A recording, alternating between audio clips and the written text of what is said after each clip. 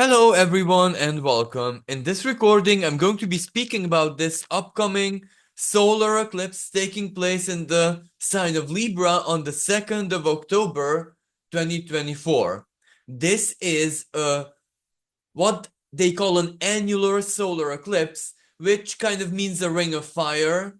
So it is not a total one, which means that the sun is not going to be covered in total darkness, but rather it will be covered sufficiently in order to appear dark, but it will still have like a ring of light, a ring of fire, so to speak, around it.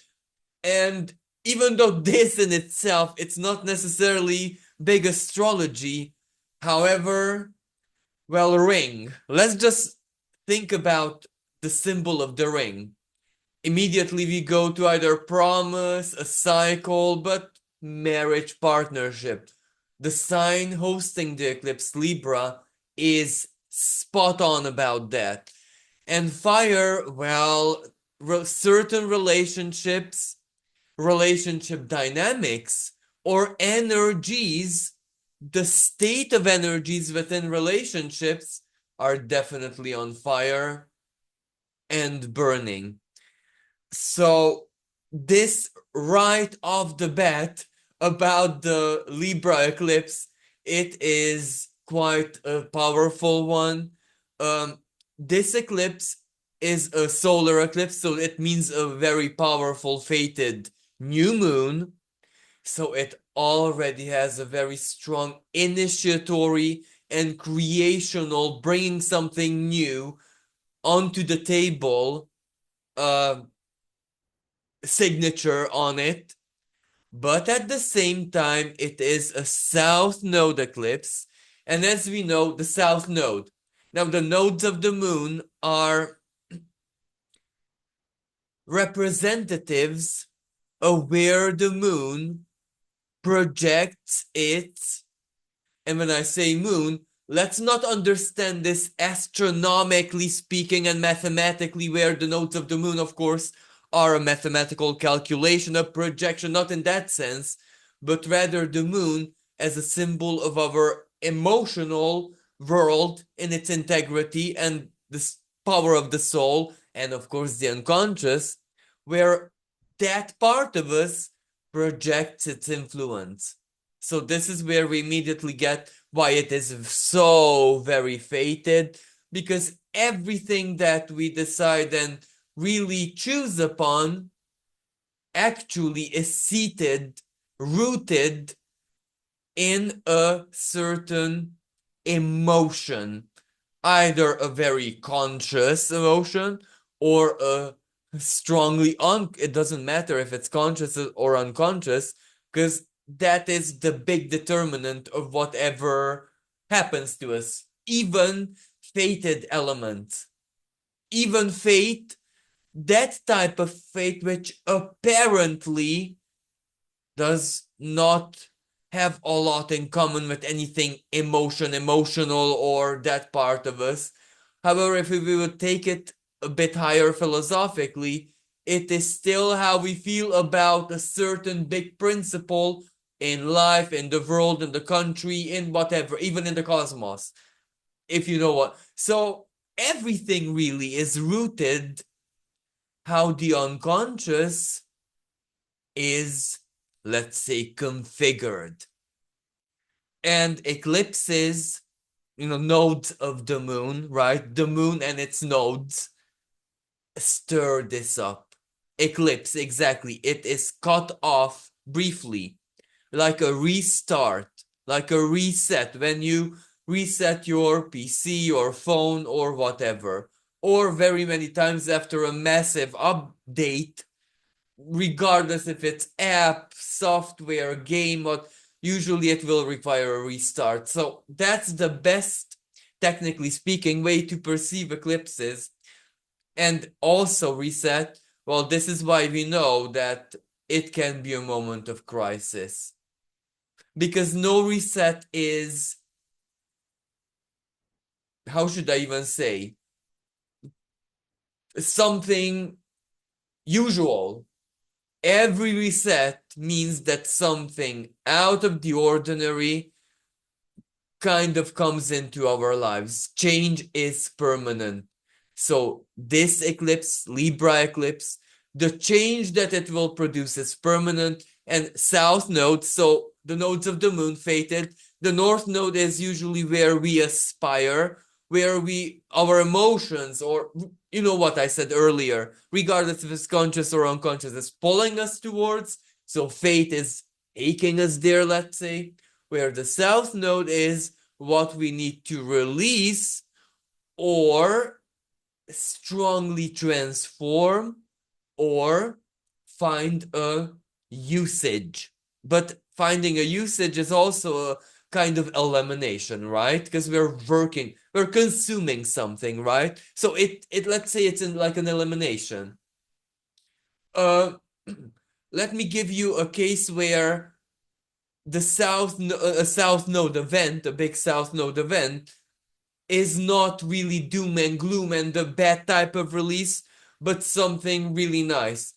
You know, many animals, including the squirrel, usually all throughout the summer or autumn, they start gathering and really, really like a bit of a, how you call that? The word escapes me.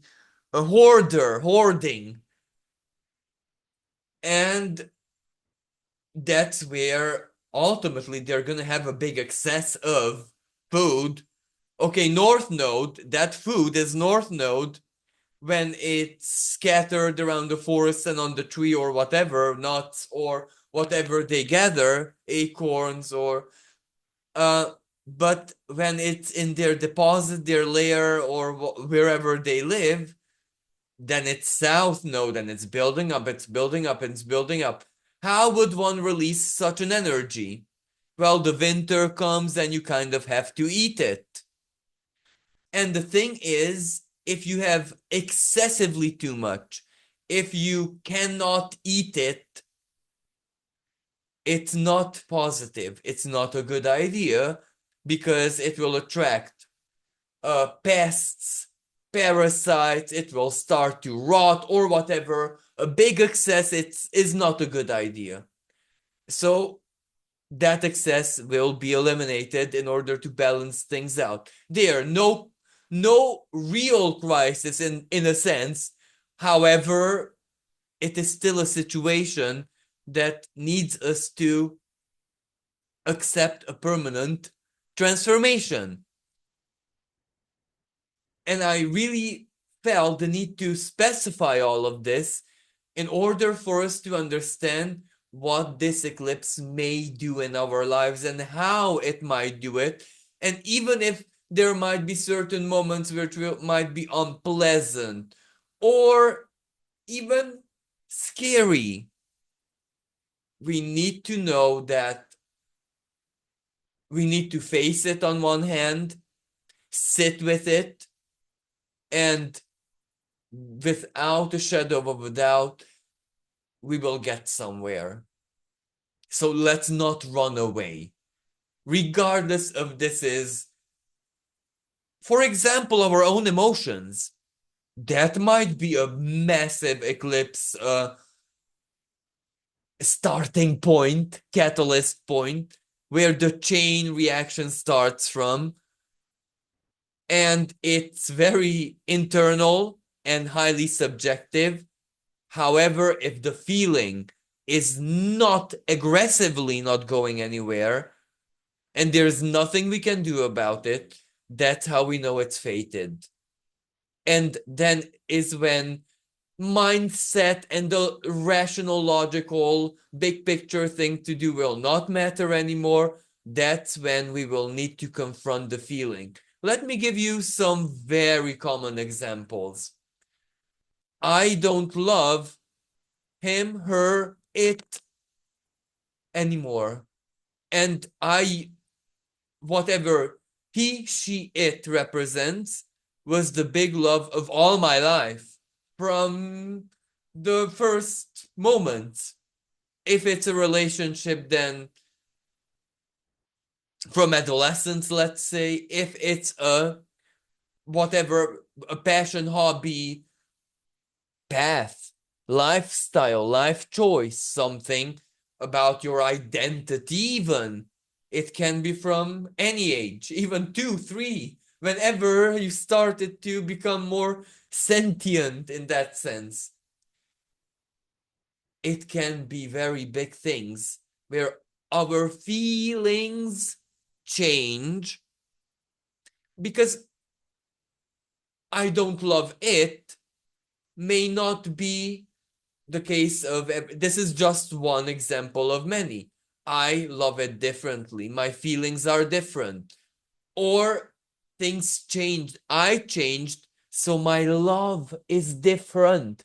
I can't love the same way I did until now, or 10 years ago, or when we were kids. So you see, there's more than meets the eye here. So that's why this eclipse goes hand in hand with a massive reality check. As in, again, whatever we feel or whatever we cannot ignore anymore, whatever keeps us aware almost to the degree where it's anxious, whatever that is, we need to look it in the eye because that's why it's there right now. And that truth realization, reality check, or this is the situation, is going to speak to us in 1,000 languages, all of which we understand, as in it's going to be a big moment, regardless of how we feel in that moment. Because again, I'm so sorry to repeat this like a broken record.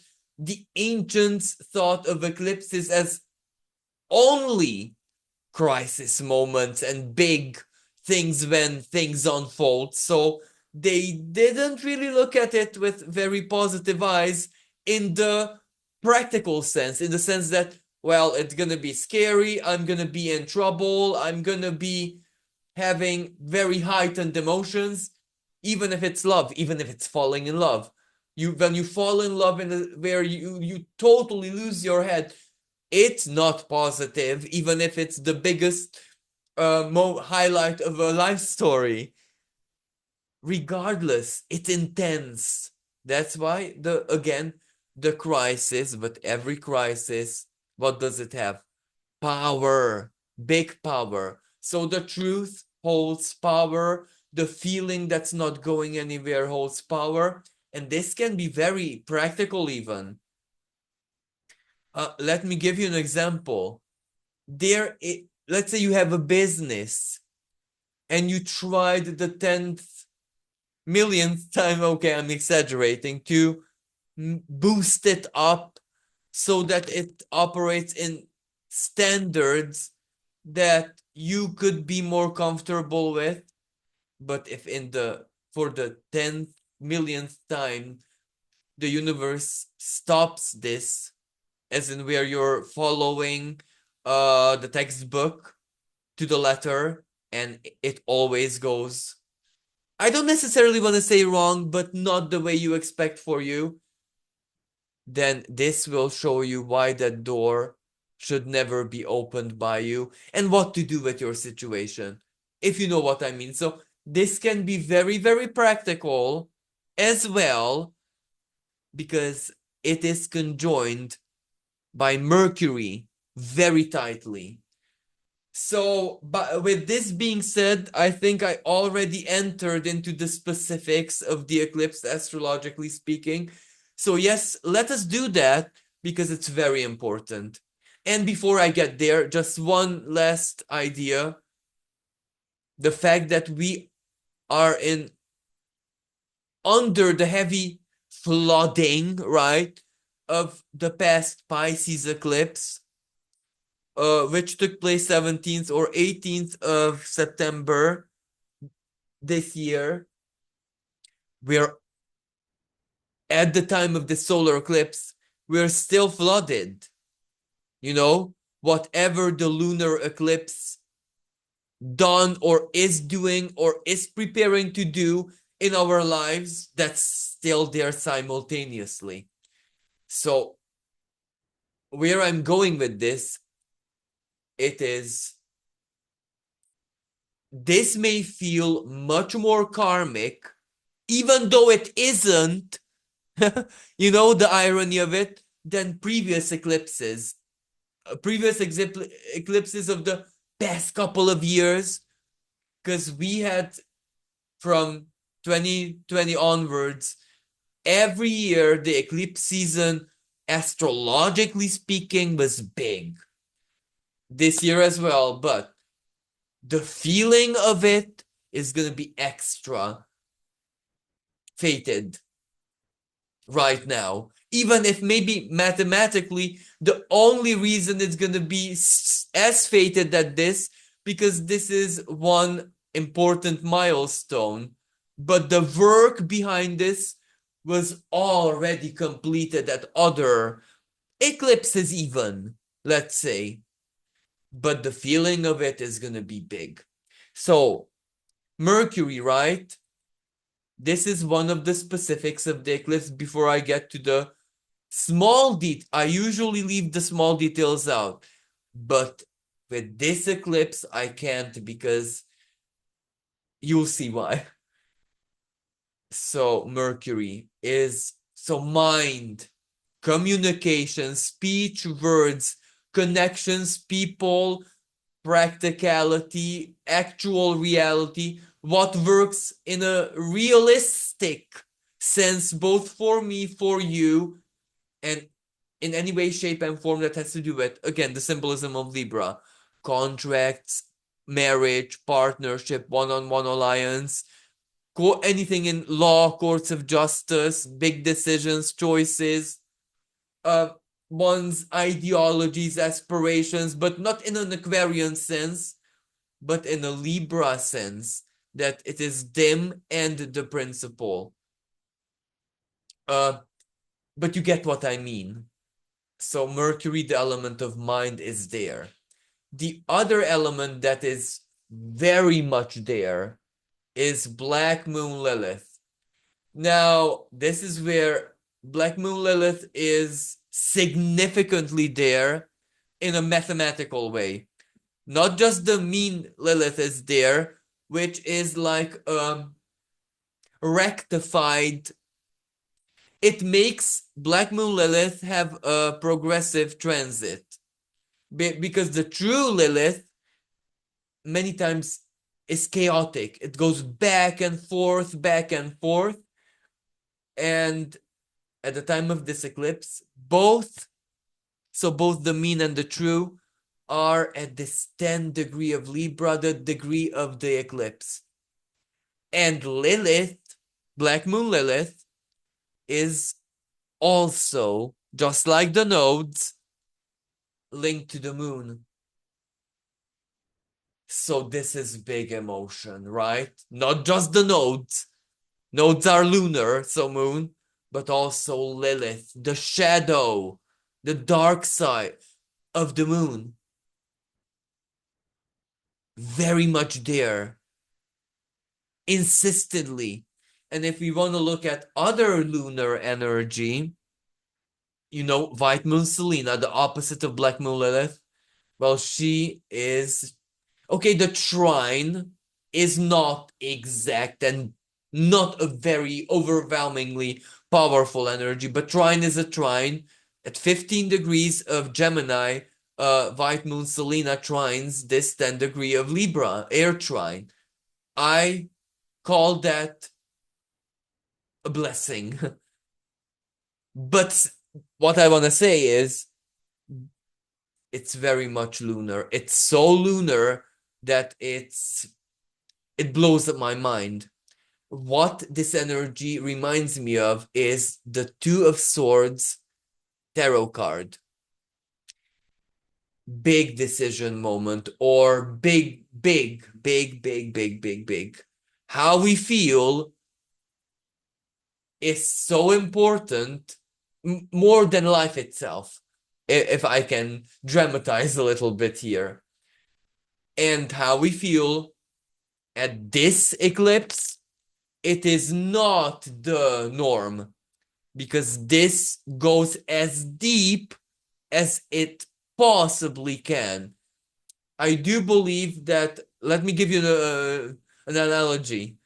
One of the deepest places on Earth is the Mariana Trench. Which ocean is it in? Well, I'm not 100% sure, so rather than to say something silly, you can Google it up, but it's the Mariana Trench. It's the bottom of an ocean somewhere. When we send a camera with probe down there, this is how it's gonna feel like, emotionally speaking. It needs to get to the bottom.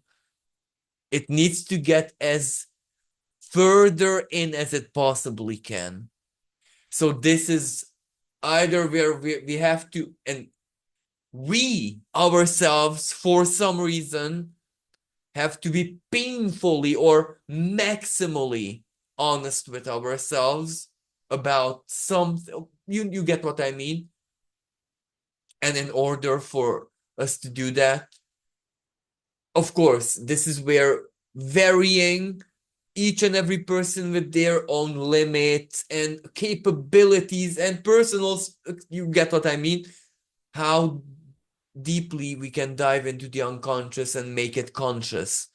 Because at this eclipse, because partnerships, right? Libra stuff. In that sense, it this is a bit of a dichotomy. It doesn't even matter in which area of life it takes place in. It matters, of course it matters, technically speaking, but if in the big picture, Libra, it will still have something to do either with your partnership or alliance making skills or things in your life, or with actual other people. So it will still be about big moments of truth. And the other specific, Mars, right? T squares, as in the nodes of the moon, T square Mars. So Mars squares the eclipse. Confrontation. Non-confrontational approach of Libra is not an option. However, simultaneously with the eclipse, there is a grand Vulture trine in the sky that I'm going to be speaking about later on in detail, but that gives us everything that we need for the confrontation, whatever that may mean, to go the best possible way and not to be, for example, violent or what we fear not to happen. So there is a true willingness to make whatever it is work. But going back to the eclipse itself, so the emotion is there, so the unconscious has to become conscious. Big truth. Has my love changed? How has it changed? Do I love him? Or has my love stopped? Or who am I? What is my relation to myself? What is my honest emotion about my life? And when I say my life, any aspect of it.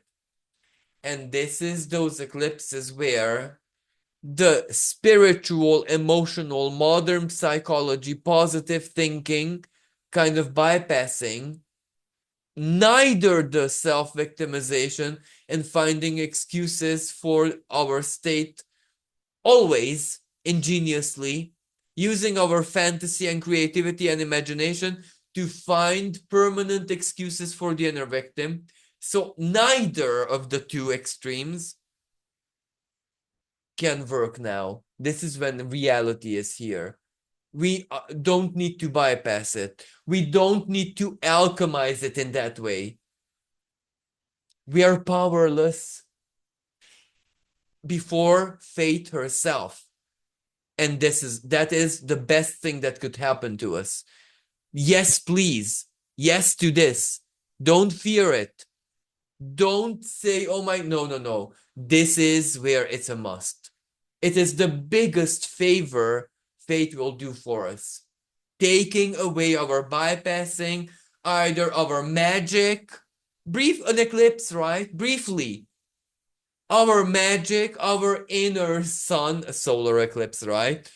Especially in Libra, where we want to make everyone passionately, obsessively happy and forgetting about the self.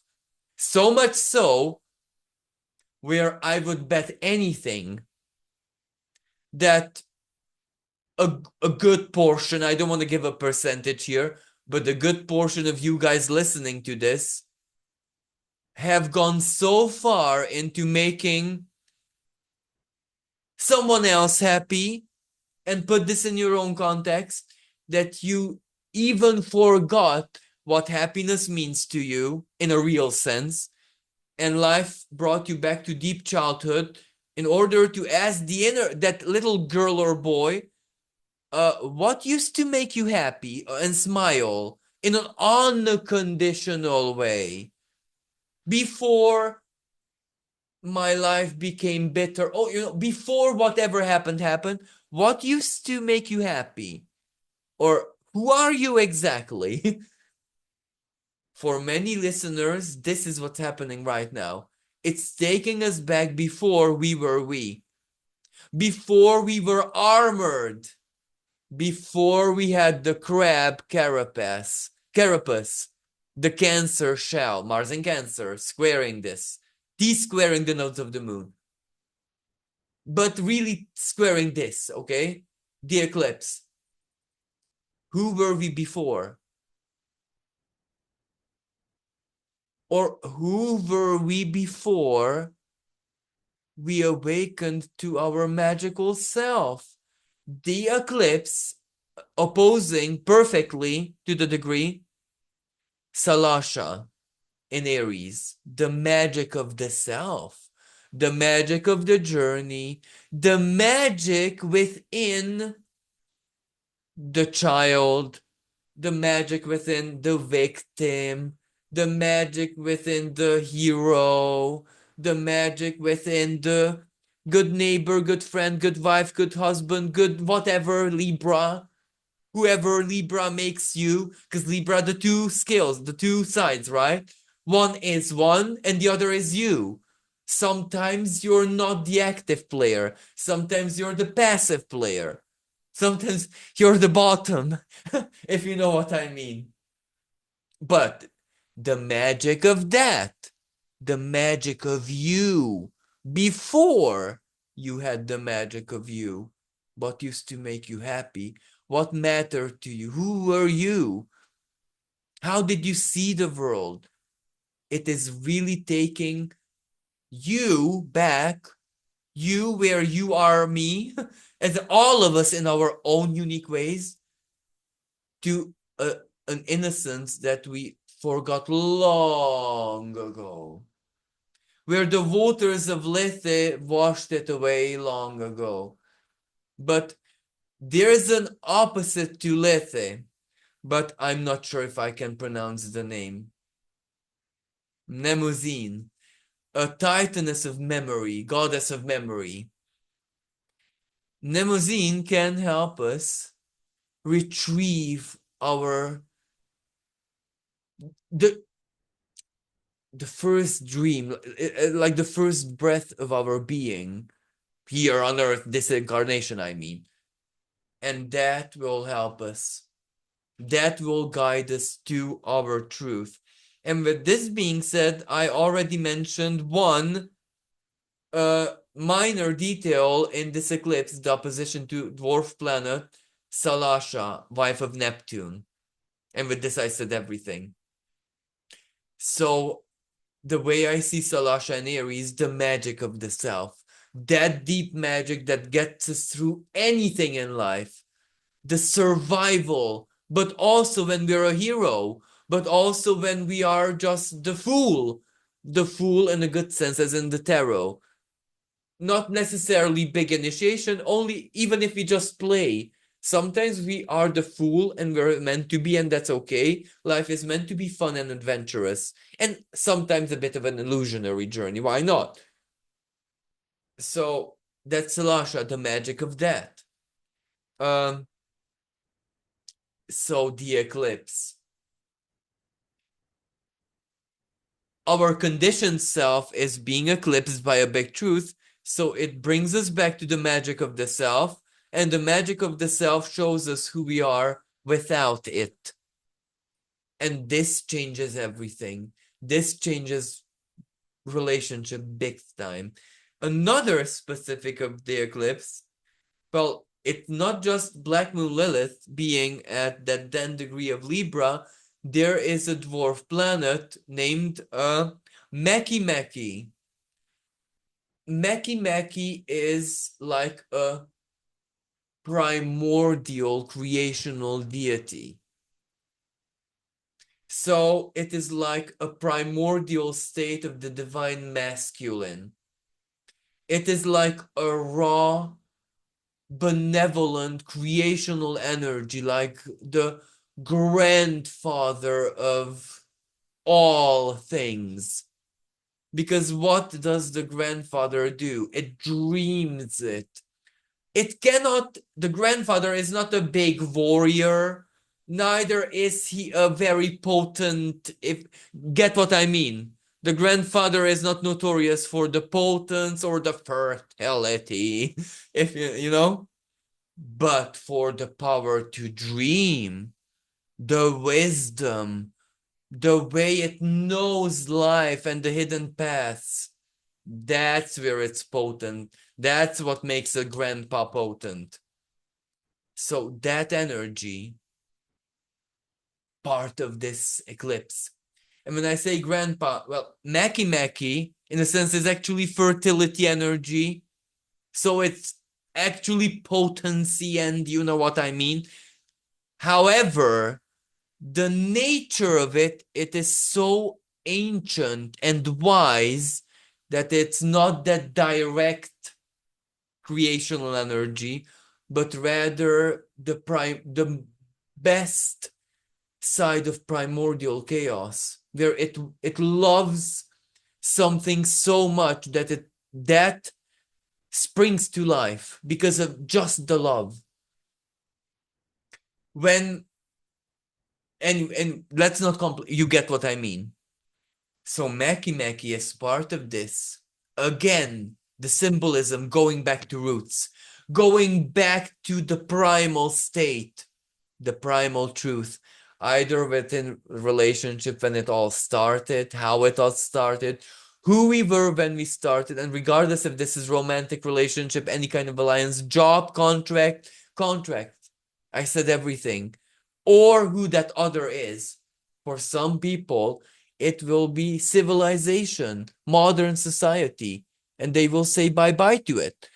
That's not me, and I cannot go into a future like this. So they will go back to themselves. An example, for other people, that is a relationship.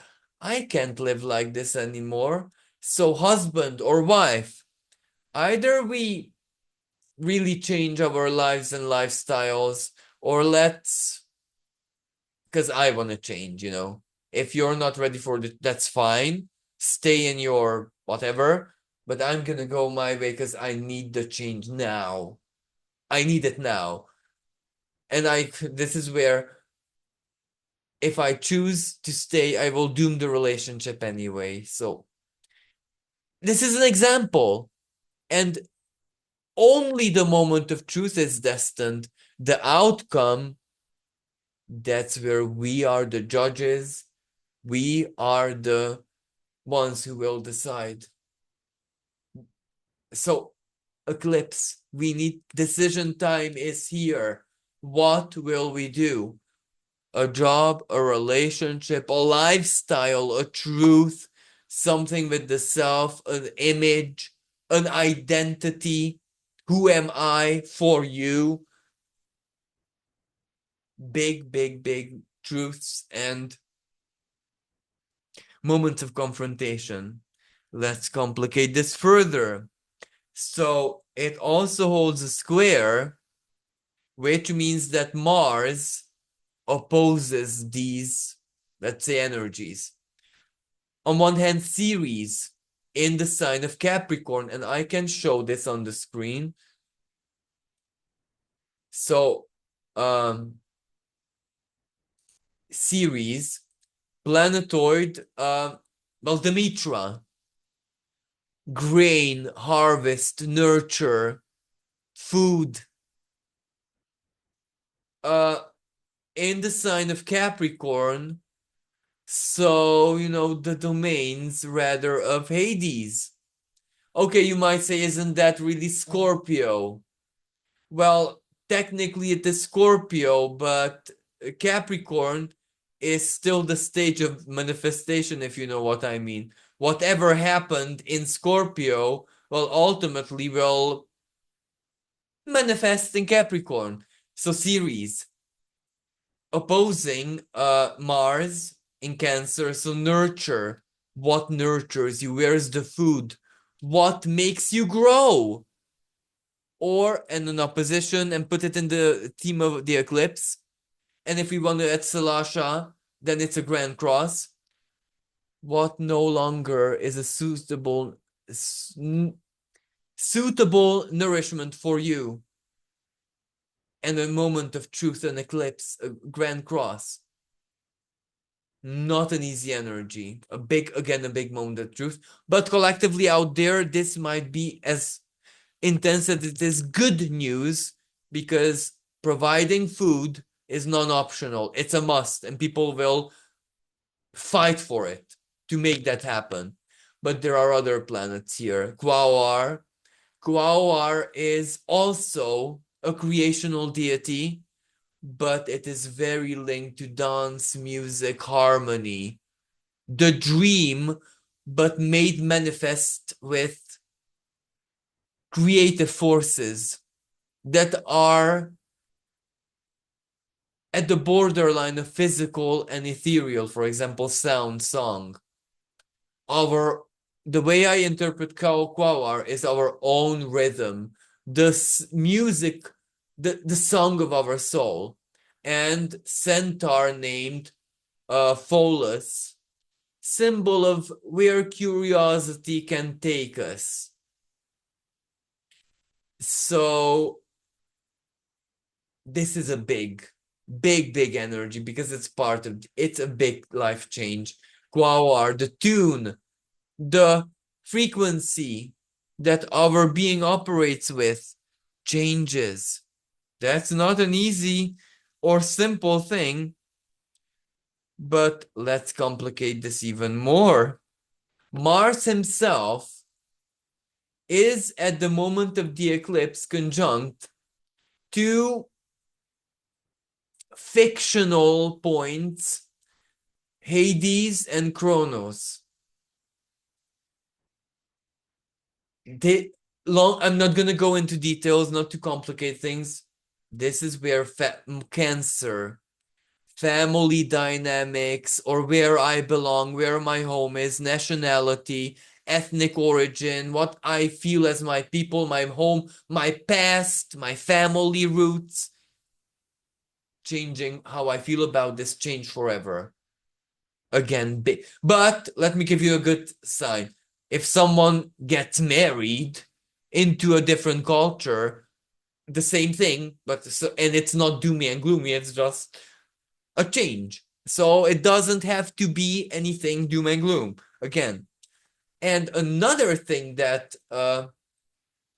is not directly part of the eclipse, but still it's very suggestive. In the sign of Virgo, so the neighboring sign to Libra, Orcus, so anti-Pluto, why anti-Pluto? Pluto transforms.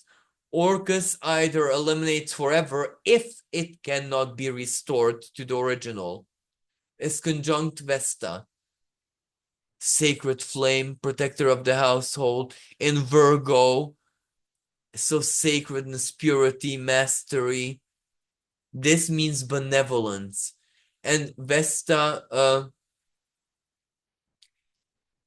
in this sense, Vesta, to me, suggests divine protection playing out big time, but in such a way where if the universe prevents us insistingly from something, it should ring a bell. Or if the universe obsessively keeps suggesting something to us, maybe we should try it. And okay, so you get what I mean. Let's complicate this even further. There is another centaur, Pholus being one of them, involved in this Libra eclipse. A centaur named, now I'm not sure if I can pronounce it, Riphonos. And his symbolism I find so suggestive. Why? Because he was yet another benevolent centaur. Because centaurs amongst themselves were fearsome beastmen. Ixion, Nessus, Ixion was not a centaur. It is considered the father of centaurs, but a very, very lawless, rebellious, I don't even know the right, terriblest kind of person, their father. Anyway, but the good centaurs, for example, Chiron is the most famous and valued centaur. Then Pholus is also a benevolent one, and Riphonos was attributed as a guardian to Dionysus to help him by Zeus. So a guardian entity. Riphonos means guardianship or great power, or someone watching over you, or if Chiron would be a healer attributed to you, or I don't know, a wise teacher, then Riphonos is a bit more practical than just a teacher. However, it is still a teacher. And teacher is a big, big, big keyword here. But chances are life teaches us something massively big. But I'll get to this just a little bit later on, because there is yet another asteroid at 10 degrees of Libra. So this is massive to me. This is a stellium made out of asteroids and everything there. Astrea. So Astrea is a goddess of purity, the star maiden, Virgo's legend of how Virgo came to be a constellation in the sky. But in Libra, she takes on her other side, goddess of justice, protector of the innocence, purity, but in the sense of justice. The tarot card, for example, Justitia, the goddess of justice, that's her alter ego, if that makes sense. So the star maiden is part of this eclipse. And that means that something taken radically, because Libra can be one of the radical signs, even if one might think it's the total opposite. Yes, the total opposite, balance, right? But what is the dark side, right? What is when Libra's broken? Radical. I've seen radical Libras, and they're more radical than... They're a total surprise, because you really wouldn't think a Libra has things like that in them. You know what I mean? But anyway, an inanimate sign. So it shows what you put on the scale, that's what it will show. The scale doesn't lie. If what you put on the scale is radical, it will show radical numbers. So again, the truth aspect of this is very strongly highlighted. Now, after all of these asteroids, planetoids, and other types of objects being mentioned, let us get to something really, really important, and that is the ruler of the eclipse, where the ruler is also important in the sense of the other planets. Mercury is in her house. Black Moon Lilith is in her house. The new moon taking place in her house. The South Node being in her house. The rest don't matter as much, but Venus. And Venus, at the moment of the eclipse, is in Scorpio, debilitated. Now, but this is good. Why? What is Venus in Scorpio really good for? The stark truth. The feeling, when we're really feeling it. It doesn't matter if it's the orgasm that we're really feeling, or the unhappiness or the jealousy, but we're really, really, really feeling it. And what we're really feeling speaks to us big time. Like, let me give you the orgasm. Well, the orgasm says to me, whatever I hold against him, well, at the end of the day, it doesn't stand. Because what I'm feeling is so good that I choose for what I hold against him not to matter. I won't break up. The jealousy, I have to distance myself from whatever brings out the worst and worst and worst from me, because handling my jealousy is impossible. It will mask itself and go and boil within me. So I have to do the right thing. Unhappiness. If I stay in unhappiness, then fate will not be able to pull me out. But this is Venus. It can be something very value oriented, the money. For money, it is too expensive for me, period. Let's change other things around so whatever I want is not going to be the most expensive. Change things around. But before I change things around, before I crack down my standards, my dream of me getting there has to die. It's too expensive, or I'm not getting there. Let me rearrange things so I can get there in another way, right? Or Venus in Scorpio.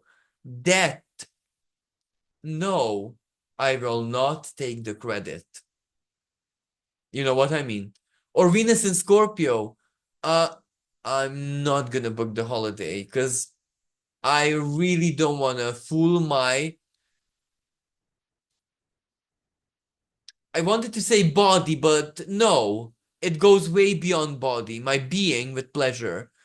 I don't want to escape into pleasure. Let me just embrace the tougher moments a little bit. This is where we go against pleasure. But whatever Venus and Scorpio, so the not so nice feelings, or even if it's the nice feeling, I'm addicted to it. Trining Saturn, Grand Water Trine. It's something real. It is what Venus feels. It is so real that it really helps big time. Like big time. decision, choice, legal, whatever the eclipse in Libra means for us, it helps it big time. The truth helps, regardless of what the truth is, it helps. The other is Mars. Mars, Saturn, Venus in a trine to one another, water trine to one another. This really means that I know my truth. Or action, Mars, but inner action, Cancer, right? Whatever I'm directing my energy towards initiate, or the opposite of this, because that can also be Mars. I'm no longer gonna, like this. That's the right thing. That's fated. That's what the eclipse wants to tell me. I finally know myself, or the other, or both of us. I finally know and accept. So this is why the creational force of the new moon, whatever I will accept now, will automatically, even on autopilot, Mercury, catapult me to a new beginning, new life, new modus operandi, new modus vivendi, new something. So whatever happens will automatically lead me to something new. But even if that new is invisible, even if I'm totally scared of it, well, after I sit in my and boil in my own juices, the fear is gonna very quickly boil away. Whatever this new may represent that we fear, for example, it's not safe enough, not stable enough, it may be too hard, it may be too quick, whatever. The fear evaporates because whatever truth we sit with is gonna set us free, really. And finally, I want to mention the Sabian symbol of this eclipse because it says a professor peering over his glasses. Professor, the teacher, right? Well, on one hand, this means life experience. For some people, this is that moment when how should I say, the big life lesson that you learned, I don't know, 18 years ago, 9 years ago, 30 years ago, pays off massively big time. Whatever that you disciplined yourself in, did or not done, invested, or whatever you've done a long period of time, Saturn, you were precautious, or you had good karma, you were a decent person, you did or were something, or supported something, sacrificed for whatever you did, pays off big time. Because in the past, you didn't do it for it to pay off, you just did it. But now it pays off. Saturn, or for other people, this is the moment when they learn a life lesson so powerful that it really births them anew. That new moon phase, and also Mars. When my feelings about who I want to be change, well, then is when my identity really, really, really changes. For example, when certain things happen in life, for example, the pride, the I don't know, the magic, all of the blessings that our ancestors, our genetic heritage, our family tree, our nationality, our culture, our whatever. There are certain moments in life when all of that, poof, fade away, don't matter at all. Zero. Their value and worth is zero. The ancestor, all of the heritage is zero. It's just me, brutally me, as just a simple little either human or soul or whatever. Just me. That is this moment in life when the ancestral heritage and the culture and the ancient wisdom or whatever I learned, my mastering doesn't matter. None of what I've done matters. It's just me, the simple, little, innocent, raw me. And that is when fate plays out her best, at her best. And everyone knows this. So this is how I see this eclipse. And this is what the Sabian symbol says with this professor. This is going to be a moment when knowledge is going to also be wisdom. Because knowledge and wisdom are separate universes. Knowledge may sometimes be anti-wisdom, because many times wisdom is when to stop knowledge. And this makes so much sense, because knowledge takes away innocence, and knowledge is power. Yes, but knowledge is also anti-power. Knowledge many times is anti-spiritual power. It gives you earthly power, and it takes your power away in spirit forever, unless you have an amnesia or use certain substances to change your neural pathways. You know what I mean? This is why certain substances and the so-called ayahuasca ritual is so miraculous. Well, I really don't want to be opinionated here or suggestive of anything, but yeah, the spirit, yeah. But the fact that this chemistry and that resets your neural pathways, well, that's also miraculous in itself. That also immediately returns you to the self very quickly. So that sometimes is a very miraculous force. When our brain is over flooded with emotion and it resets us. But regardless, returning to the self, and returning to the self many times changes everything. But in order to do that, in order to return to self, we need to be stripped from everything we inherited, everything that mommy, daddy, life, grandparents, whatever gave us, everything the divine gave us. Sometimes we need to descend into the underworld, like the Christ, or the people, so to speak, I'm gonna mention, have no correlation with one another and order, but Christ, Ishtar, Dionysus himself, for example, or many prophets, many holy figures had the same pattern play out.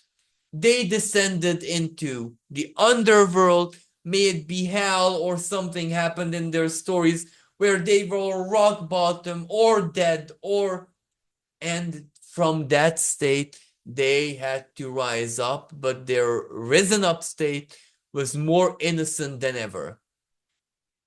So symbolically speaking, this is what we can expect from this eclipse. It will change everything. But put all of what I said into context in the world stage, where Libra is law, diplomacy, and international agreements which make up the international law. And there it is. You now can predict for yourself what the Libra eclipse will do internationally speaking. There it is. That's why I haven't mentioned the international part all that much, because that part is so obvious. The international state of diplomacy is going to sink into some kind of creational chaos. We'll see after what happens and what they agree or not agree or what they do. That's it. That's so simple. But in our personal lives, big things will happen. Big things. So thank you everyone for listening. I hope that this was helpful, and that this helped you in some way. And also keep in mind, whatever the eclipse is telling you, symbolically speaking, or maybe for some people not even symbolically, it is telling you through someone something. No matter how hard, scary, disappointing, disillusioning this something is, sit with it, because it's your best friend right now. Sit with it, because once you accept it, that this is it, only then will true solutions or true changes of fate really occur. And when I say changes of fate, this is where sometimes we're not going anywhere because we made a tent, an encampment at a crossroads. That's one thing. That's one way of doing it. You just built a temporary yet permanent camp there, and you're staying there at the crossroads. Well, that's, as I said, that's one solution. But at eclipses, that solution is bye-bye. That solution goes away. So you will need to choose one of the roads. You know what I mean? So again, it's not easy, but this is really leading us back to our true self and our true destiny. So thank you, everyone. Until next time, bye for now.